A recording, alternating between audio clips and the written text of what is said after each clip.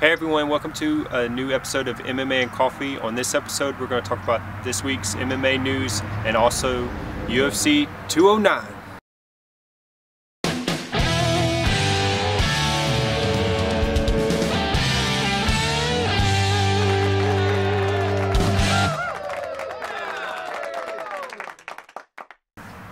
So there's not nearly as much news as there was last week.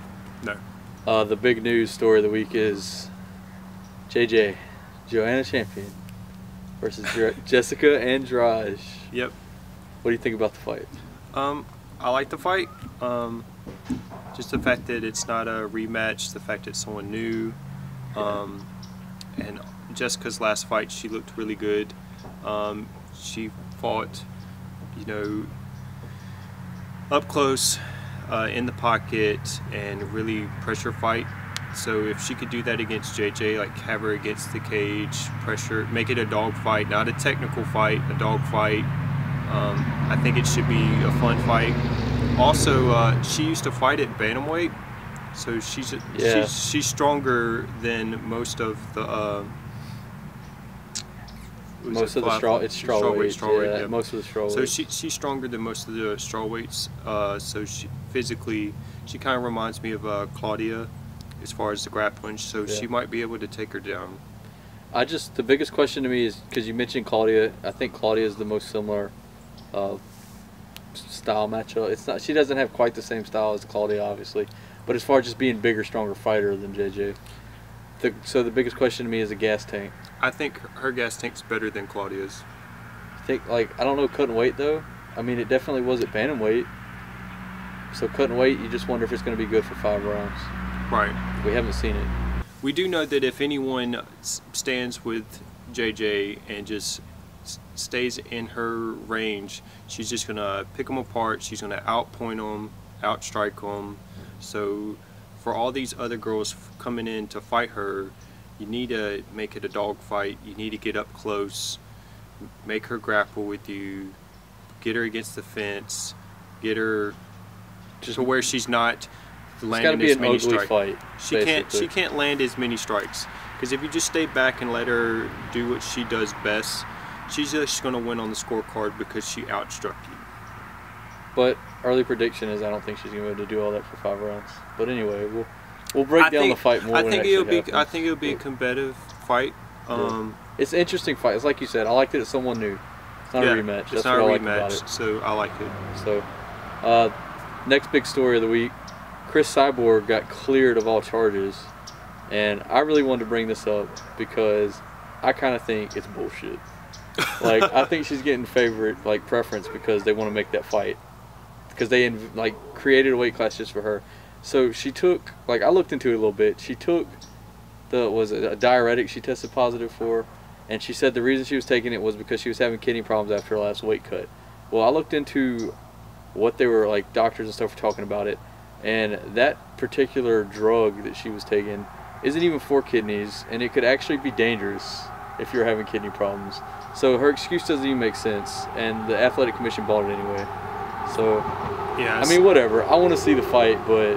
Right, so it kind of sounds like they let her get away with it just because that division, they just put all this effort in creating it, and she's the main person for that division even being created, so...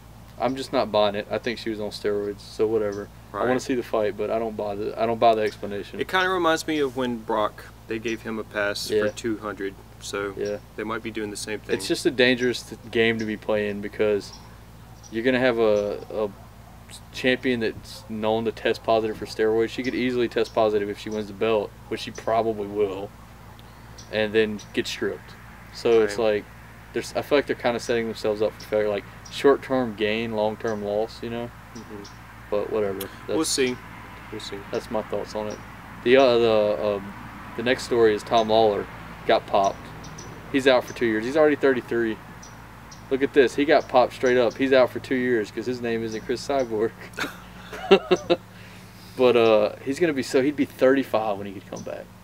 And he was looking pretty good. Yeah. He was looking like it felt like he had kind of reinvigorated, maybe. Yeah, he reinvented himself in his career because before that, you know, I don't know, he was on a winning streak. He was hot and cold before that, and he finally had a pretty good little streak. But yeah, that's pretty detrimental, especially being 35 when he comes back. Who knows? Right. So that's about all for the news, though. Not a whole lot. UFC 209 doesn't have a Diaz brother on it. Damn shame. Right. They could have sold just on the name. Right. Well, they were trying to get Nate on it, and he wouldn't. That actually kind of reminds me when they used to give the pay-per-views titles. Yeah. And they end up always backfiring whatever they named it. Yeah. So they could have just called it the 209. Right. All right. On the main card, the first fight is Alistair Overeem versus Mark Hunt. You know what? I don't know what's gonna happen. I kind of feel like I do. Like, well, the only reason I don't is because recently Hunt has finally looked like his chin has looked human. You know, like it's looked crackable. So Overeem, I mean, he did catch Junior Dos Santos, but otherwise, knowing how chinny Overeem is, and honestly, I'm kind of biased. I like Mark Hunt. I'm kind of leaning towards Hunt on this. Me too. I think Mark Hunt knocks him out. Now, if Overeem decides to play it safe, he could probably take Hunt down and just grind out a win. If he plays safe, he could kick him, knee, and stay back. But one slip up is all it takes. Yep. One punch. This is heavyweight. One punch from Hunt. I'm calling it walk away, knockout. One more time. Yep. All right, next fight. So the next fight is Lando Calrissian.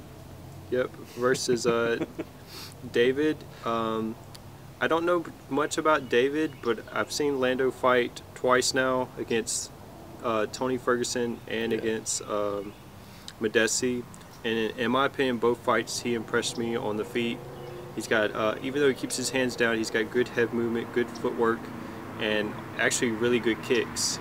He caught Tony with a head kick, and then he finished Medesi with a wheel kick. Yeah. So for me, if he gets another finish, like he could be an up-and-coming fighter that we talk about more. It kind of feels like they're putting him on the main card to, you know, give him an early exposure if he does do well. Like, he feels like an up-and-coming guy. We're talking about Lando here, obviously. Yeah. But yeah, I think he's gonna win the fight. I think so too. So he's pretty well rounded. He's got pretty good strikes. I can see him finishing this guy. So maybe not first round, but second, third. I can see a finish. All right. So the next fight is Rashad Evans versus Daniel Kelly. Originally, Rashad was supposed to fight Tim Kennedy. That fight fell through. Tim Kennedy fought.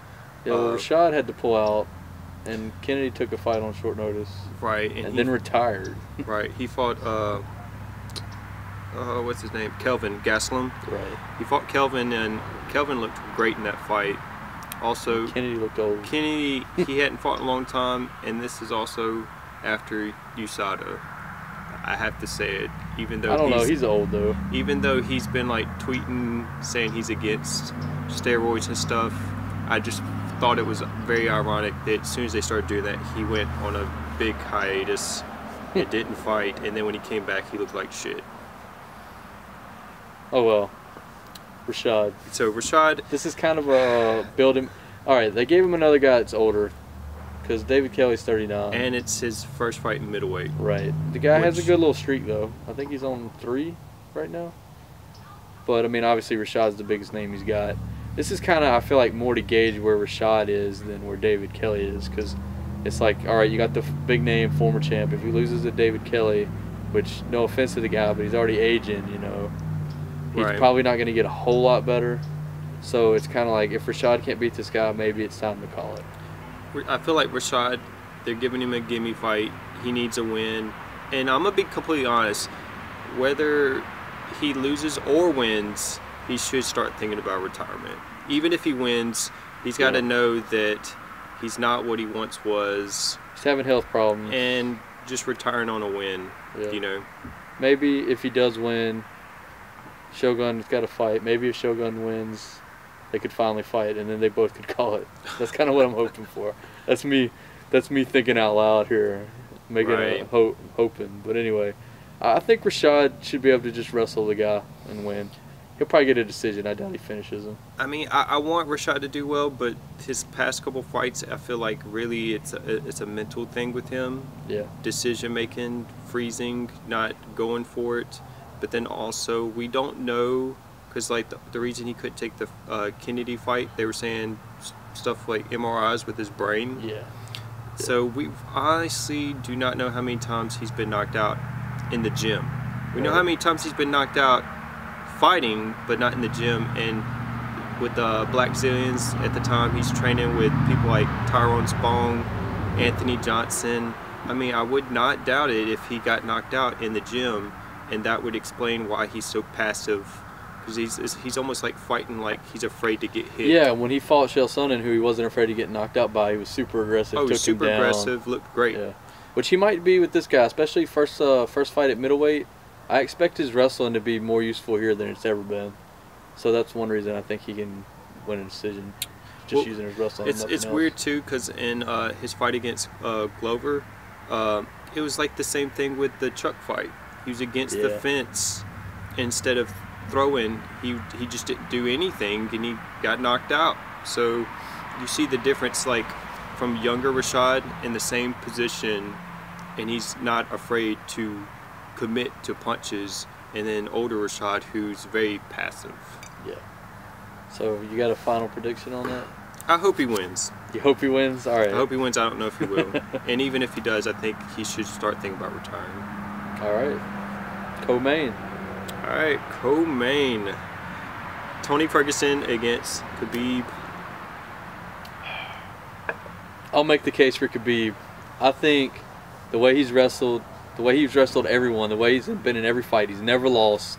He looked like an animal against Michael Johnson, who is admittedly probably a step down from Tony, but he did beat him. He's only got to beat Tony in the UFC. Although they're completely different fighters, especially Tony since then. Tony's gotten better. I'll give that much. Right. But he just looks so, he just manhandles everyone. He's so overbearing, so overpowering that I think that he's going to get Tony down. I think he's going to be able to pass his guard, and I think he's just going to beat the hell out of him. That's my prediction on the fight. So my prediction is almost the same, except the big deciding factor is this is a 5-round fight, not a 3-round. So we know Khabib can do that for 3 rounds. The 4th and 5th round, if Tony is not tired and Khabib is, I could see 4th, 5th round, you see Khabib slowing down and potentially Tony stuffing some takedowns and making it a dogfight on the feet. Now in the beginning, I think Khabib being fresh, he's going to get those takedowns. Yeah. He's stronger than everyone. That's his bread and butter. So for me, we know the fight's going to be on the ground. What does Tony's guard look like against Khabib's? That's the X factor. How good is Tony's guard? Yeah, is he? Because we know he's offensive on his back. Yeah. So we know he's either going to be looking for submissions. We know he's going to throw elbows, but we don't know if he's going to be able to get back on the feet. So we know for 3 rounds, Khabib can take him down and ground and pound him. We don't know if Khabib will eventually slow down, and if Tony, because we do know Tony has great cardio, great conditioning. He doesn't stop. Even on his back, he's going. He doesn't stop. So I could see if Tony's going to win any rounds, it should be the later ones, the 4th and 5th one. And I guess that would be kind of the X factor for Khabib is cardio. His cardio. How's it going to hang in the championship rounds? Unless he just finished Tony. Yeah. But if he don't, which is possible. If he don't finish Tony, though, I would say 4th and 5th is where Tony has a chance to win those 2 rounds, and could be like maybe win the decision, or Tony could finish him. I could see on the feet if he could keep it standing and just make it a dog fight and bloody. That's where Tony excels. What's crazy about the fight is, can you remember the last time 2 guys on such huge winning streaks fought? Like, it's been a long time. Right. Like, I'm thinking maybe Kane and Jr., the first fight. Like, usually you don't get 2 guys with like an 8 and 7? I think an 8 fight and a 7 fight win streak fighting each other. This is a good fight. It's definitely an underrated fight. You could almost argue it should be the main event if it was like for an actual title and not maybe the main title. Yeah, I could see making an argument that it could be, even though it's a lower weight class, so that's one reason. But I'm kind of more excited for this fight than the rematch we got coming up. Yeah, I'm really excited about this fight. I would say if the fight goes 4th or 5th, that's where it favors Tony. In the first 2 rounds, you know it's going to favor Khabib, and we know the fight's going to be on the ground, so is who can nullify the other. I'm going Khabib TKO 3rd round. 3rd round? Okay. Yeah. So I'm gonna say 4th or 5th. If I can see Khabib winning a decision, but if not, if Tony wins, the only way he wins is by finishing him in the 4th or 5th. Yeah. And I say he either finishes him with a Darce or he hurts him. He hurts him and he finishes him. I could see a late Darce show. Yeah. So yeah. All right. Main event. Main event. All right. So we got Woodley versus Wonderboy. Rematch. All right. The first fight was pretty good, but I don't like instant rematches because there's no reason to think they'll be any different. Which means it should probably be a good close fight again, but it might be just as inconclusive as the first fight. Well, let's talk about the first fight. So the first fight, I thought Woodley did great once he took him down on the ground, and the reason he was able to do that was when Wonderboy was throwing kicks. He took him down. He's very dominant, did a lot of ground and pound, did a lot of damage, and what happened after that was Wonderboy stopped throwing kicks, so it was harder to take him down. But in that fight, I felt like Woodley did more damage, and then Wonderboy, once he adjusted to the first round, he did good with like point fighting, but even then I feel like where Wonderboy made mistakes is he didn't do it enough. Yeah. So the adjustments would be Woodley should want to take him to the ground more, and Wonderboy should be more active on the feet. I know Wonderboy gave him a lot of respect with his punching power. He did, maybe too much. I mean, they got a draw, but really, I actually like Wonderboy more than Woodley, but I actually really thought Woodley should have got the decision in that fight.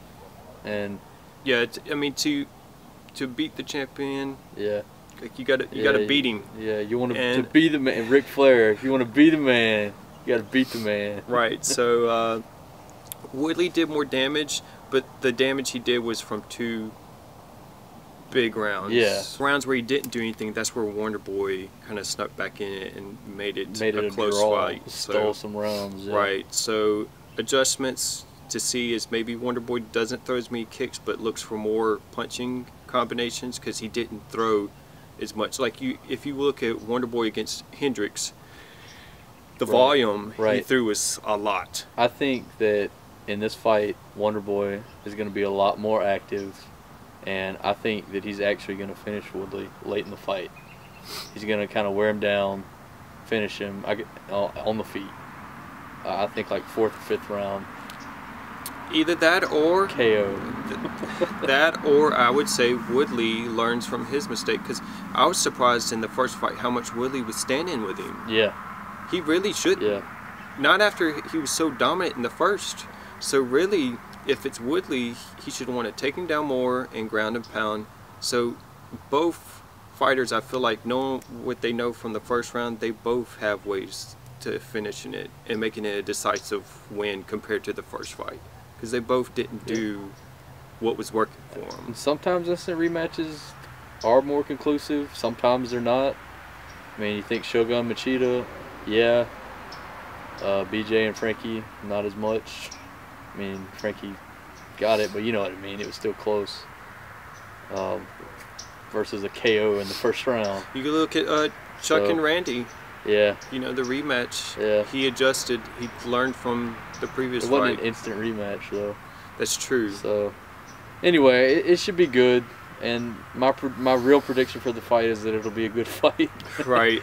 But I'm pulling for Wonder Boy, and I think if he does win, it'll be late. So, one thing I do want to mention before we end the episode is on the fact of who wins and who fights next. So we got Demian Maia waiting, and I feel like that's why the rematch happened, because Demian Maia was the guy waiting, and they kind of just put him on the back burner.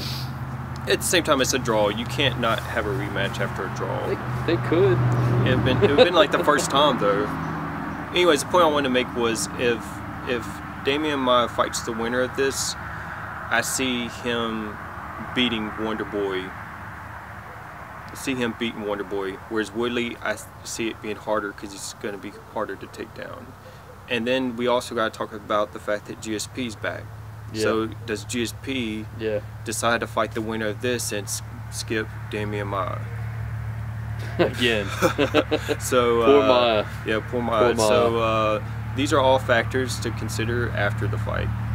Yeah. So we'll talk about that a little bit more maybe in the post-fight. Right. So anyway, that's about all I've got to say. Yep, that's what we thought about the fights. What do you think? What's your predictions? Let us know in the comments below. Like, dislike, subscribe. Yeah, tell us to kiss your ass. Just say something. I don't care. See you next time. Man, he's such a whiner. Hope he loses.